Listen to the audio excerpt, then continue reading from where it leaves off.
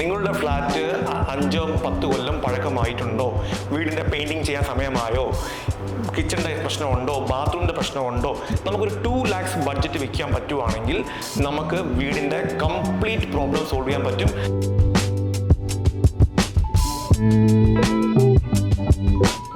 ഇതൊരു 2 bedroom ഫ്ലാറ്റാണ്. ഇതിൻ്റെ ഒരു റിപ്പയർ ആൻഡ് മെയിൻ്റനൻസ് എല്ലാം ഫിനിഷാക്കി ഇട്ടിരിക്കുന്ന ഫ്ലാറ്റാണ്. നിങ്ങൾ നേരത്തെ യൂട്യൂബിൽ കണ്ടിട്ടുണ്ടാവും ഇതിൻ്റെ ബിഫോർ എങ്ങനെ ആയിരുന്നു എന്നുള്ളത്. ആഫ്റ്ററാണ് ഞാനിപ്പോൾ കാണിക്കുന്നത്. ഇവിടെ എന്തൊക്കെയായിരുന്നു പ്രശ്നം, എങ്ങനെയൊക്കെയാണ് ഞങ്ങൾ സോൾവ് ചെയ്ത്, അല്ലെങ്കിൽ അതിനെ റെക്ടിഫൈ ചെയ്യാൻ ഞങ്ങൾ എന്തൊക്കെയാണ് ചെയ്തെന്നുള്ളത് ഞാൻ കാണിക്കാം.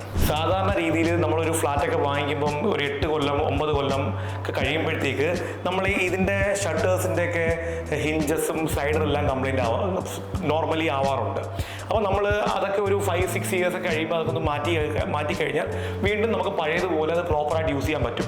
ഇപ്പോൾ ഇവിടെ ഇപ്പോൾ ഉപയോഗിക്കുന്ന തടി വുഡാണ്. അപ്പം ഈ വുഡെല്ലാം ഒന്ന് ഫെയ്ഡായി പോയായിരുന്നു. അപ്പം നമ്മൾ അതിനെയൊക്കെ പ്രോപ്പറായിട്ട് പോളിഷ് ചെയ്ത് അതിൻ്റെ പഴയ ഹാൻഡിലൊക്കെ ഉണ്ടായിരുന്നു അതെല്ലാം മാറ്റി അതിനകത്ത് വരുന്ന ഹിഞ്ചസ്, ഇപ്പോൾ പുതിയ ഹിഞ്ചസ് ഒക്കെ ഒറിജിനൽ SS-ൻ്റെ ഹിഞ്ചസ് തന്നെ ഫിക്സ് ചെയ്തിരിക്കുന്നത്.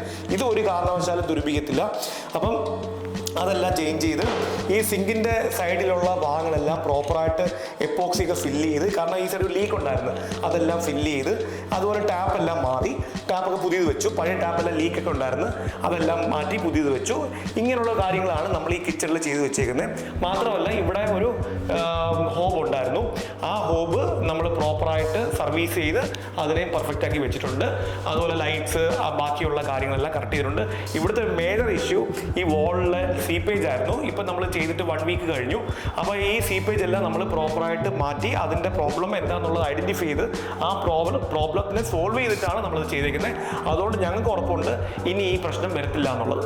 അപ്പോൾ നേരത്തെ ഞാൻ ഈ വീഡിയോയിൽ ഞാൻ പറഞ്ഞിട്ടുണ്ടായിരുന്നു നമ്മുടെ ഈ വോളിലൊരു കംപ്ലീറ്റ് സീപ്പേജ് ഉണ്ടായിരുന്നു. അപ്പോൾ ഞാൻ എന്താ പറഞ്ഞിരുന്നത്, ഈ സിങ്കിൻ്റെ സൈഡിൽ കൂടെ വെള്ളം വന്നിട്ട് ഈ ടൈലിൻ്റെ അടിയിൽ കൂടെ വന്ന് പിടിക്കുന്ന ഒരു പ്രശ്നമായിരുന്നു.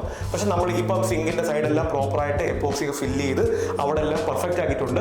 അതിനുശേഷമാണ് ഇവിടെ പ്രോപ്പറായിട്ട് വാട്ടർ പ്രൂഫിങ് ചെയ്ത് നമ്മൾ ഈ സീപ്പേജ് എല്ലാം ക്ലിയർ ചെയ്തിട്ടാണ് ഈ പെയിന്റ് ചെയ്തിരിക്കുന്നത്. ഇനി നമുക്ക് ഈ പ്രശ്നം ഇവിടെ വരത്തില്ല.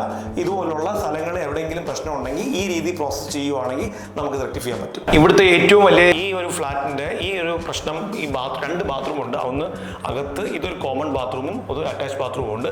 ഏറ്റവും കൂടുതൽ വിഷയം ഈ വോളിന്റെ സീപ്പേജും ഇവിടുത്തെ വോളിന്റെ സീപ്പേജും ആയിരുന്നു ഇവിടുത്തെ ഏറ്റവും വലിയ വിഷയം. എൻ്റെ പഴയ വീഡിയോക്കകത്ത് യൂട്യൂബിലെ വീഡിയോയിൽ നിങ്ങൾക്ക് കാണാൻ പറ്റും. ഇതിൻ്റെ പഴയ വീഡിയോ അതിനകത്തുണ്ട്. ഇപ്പോൾ ഞങ്ങൾ അതെല്ലാം പക്ക റെക്ടിഫൈ ചെയ്തു.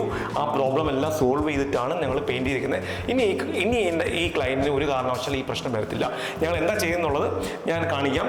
ഇവിടെ ഇത് പഴയ ബാത്റൂമാണ്. അപ്പം നമ്മൾ ഫ്ലോർ ടൈൽ മാത്രമേ ചേഞ്ച് ചെയ്തിട്ടുള്ളൂ. അത് നമ്മൾ വളരെ നീറ്റായിട്ട് അതിൻ്റെ സ്ലോപ്പും അതിൻ്റെ പ്രോപ്പറായിട്ട് അതിൻ്റെ ജോയിൻ്റൊക്കെ പ്രോപ്പറായിട്ട് എപ്പോക്സി ഫില്ല് ചെയ്തും, അതേപോലെ നമ്മുടെ ഒരു സൈഡ് 30 സെൻറ്റിമീറ്റർ കട്ട് ചെയ്ത് അവിടെ പുതിയ വോൾ ടൈൽ ഫിക്സ് ചെയ്തിട്ടാണ് ഈ വർക്ക് ഫിനിഷ് ചെയ്തിരിക്കുന്നത്. പ്രോപ്പറായിട്ടുള്ള വെള്ളം പോകാനുള്ള സ്ലോപ്പ് എല്ലാം പ്രോപ്പറായിട്ട് മെയിൻറ്റെയിൻ ചെയ്തിട്ടുണ്ട്. ഇനി ഒരു കാരണവശാലും നമുക്ക് ഇവിടെ ഈ ഇഷ്യൂ വരത്തില്ല. ഇതുപോലെ അതിനകത്തുള്ള അറ്റാച്ച്ഡ് ബാത്റൂമാണ്. അതും സെയിം പ്രോബ്ലം. ഈ ബെഡ്റൂമിൻ്റെ ഈ വോളും ഈ സൈഡ് വോൾ കംപ്ലീറ്റ് സ്വീപ്പേജ് ആയിരുന്നു.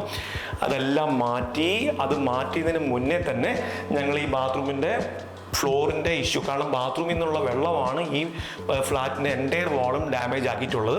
അപ്പോൾ അതിനെ ഞങ്ങൾ പ്രോപ്പറായിട്ട് അതിനെ കംപ്ലീറ്റ്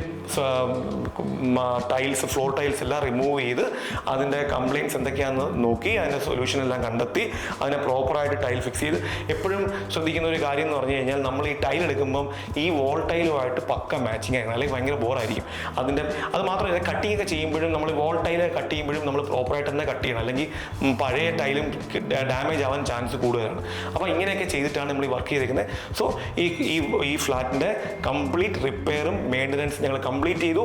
അത് മാത്രമല്ല ഇവിടെ ചെയ്തിട്ടുള്ളത് നമ്മളിപ്പോൾ ഈ വാർഡ്രോബിൻ്റെ ഒക്കെ ഉള്ള ഇഞ്ചസ്, അതിനകത്തുള്ള polish, door, lock, light, fan എല്ലാം ചേഞ്ച് ചെയ്തിട്ടുണ്ട്.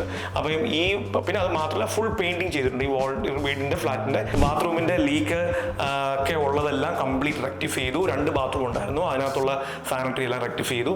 പിന്നെ വോളിനകത്തുള്ള സീപ്പേജസ് ഒക്കെ എന്തെല്ലാം ഡാമേജ് ഉണ്ടായിരുന്നോ അതെല്ലാം നമ്മൾ കംപ്ലീറ്റ് റിമൂവ് ചെയ്ത് അത് പ്രോപ്പറായിട്ട് പെയിൻറ്റ് ചെയ്തു. ഡോറെല്ലാം പ്രോപ്പറായിട്ട് പെയിൻറ്റ് ചെയ്തു. ബാൽക്കണിയുടെ ടൈൽസ് എല്ലാം പ്രോപ്പറായിട്ട് ഫില്ല് ചെയ്തു. ലോക്ക്, വാർഡ്രോബ് ലോക്ക് മാത്രം, നമ്മുടെ ലിവിങ് റൂമിലെ സോഫയുടെ കുഷ്യൻ, അതിൻ്റെ ക്ലോത്ത് ഇതെല്ലാം ചേഞ്ച് ചെയ്തു.